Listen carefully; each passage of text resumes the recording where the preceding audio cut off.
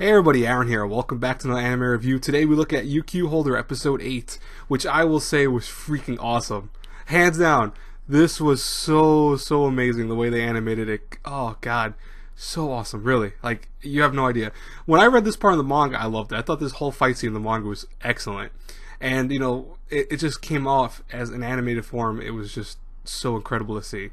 Now, from last week, we know that Fate was introduced, and Kyrie had talked about how every time she had tried so far to stop him from taking Tota, it's ended in failure.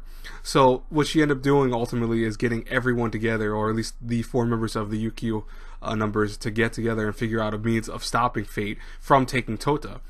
And the plan is to make it so Kyrie can get close to Fate via them, you know, acting as a distraction of sorts. As we know, kind of failed, you know.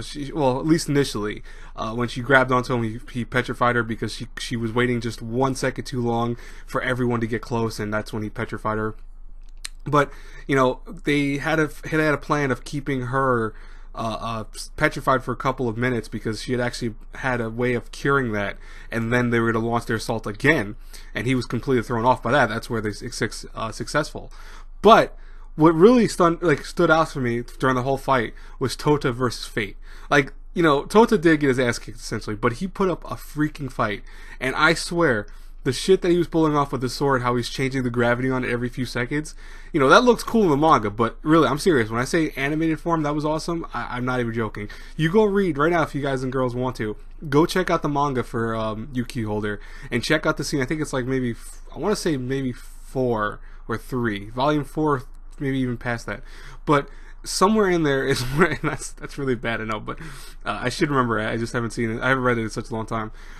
Somewhere in there, when you get to that part, it looks cool because it does the flashes where you see that he's switching the numbers on the gravity blade, but seeing it animated, it just looks cooler. It flows so much better than even the manga could do. But, you know, they hold out long enough. Obviously, Kyrie is able to save the day, and they activate their plan, which brings Fate into that weird, I want to say dungeon that's under the UQ Holder headquarters. And it's there that they could still fight him, and he knows that he would have a problem trying to win against them, but at the same time, he feels like he still could beat them, and at the same time, most likely kill Yukihime in the process.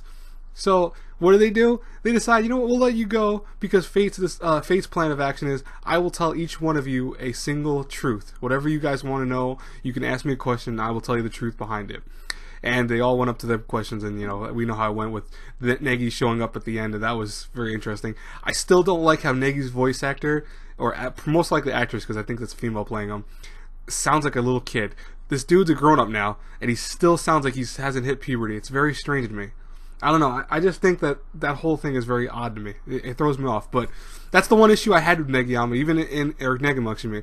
And by the way, I do apologize if I said Negiyama a lot. It's just I'm so used to saying it that way. I know it's wrong, but it's Negima.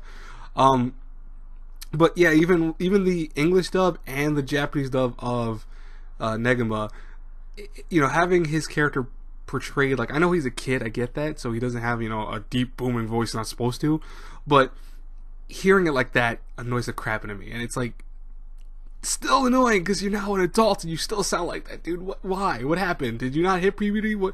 Did something skip with you? Like, what? That doesn't make sense to me.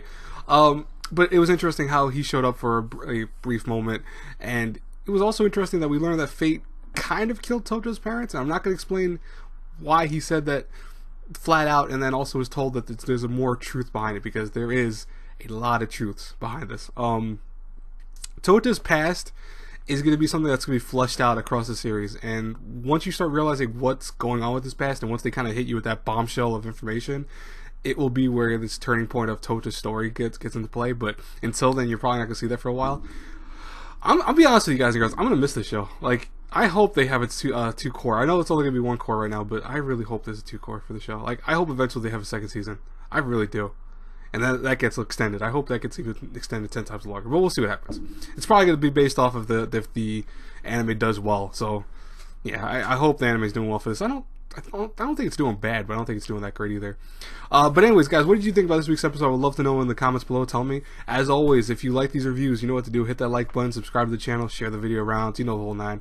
Have a great, blessed day, everyone. I have 2 other reviews later today, but they're going to be released probably around like 4 o'clock, 5 o'clock, maybe at the latest. Only because I'm gonna go to sleep for a little while. I haven't slept since yesterday. I'm kind of beat. I'll talk to you guys then. Bye bye, everyone.